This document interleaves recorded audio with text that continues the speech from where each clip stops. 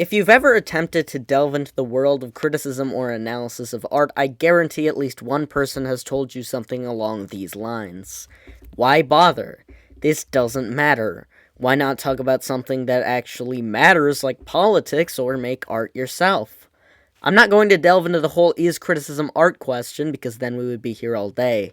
The point of this video is essentially to find and pinpoint the worth of analysis using anime analysis as the subject in question, because that's what I do. It seems that the majority of people think it's inherently more meaningful to discuss your opinions on politics rather than art. My counterpoint to this would be, no it's not, but if I had to give a convincing point, I would say that art is communication.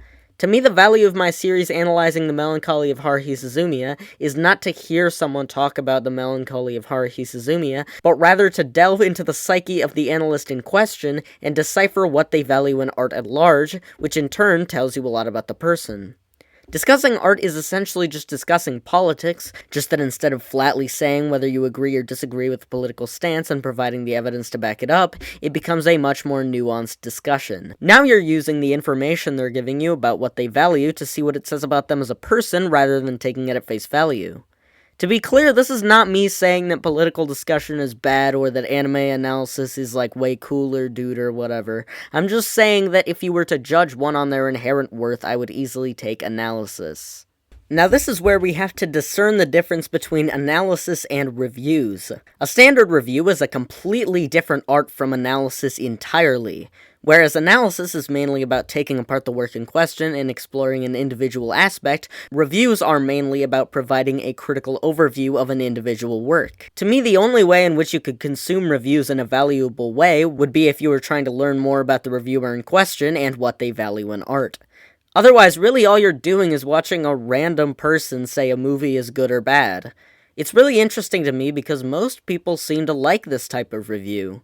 Publications such as The Hollywood Reporter would not be nearly as prolific and famous if it weren't for the fact that people absolutely love it. The people I know that enjoy this type of review usually say something along the lines of, "They helped me figure out whether I should go see a movie or watch a TV show."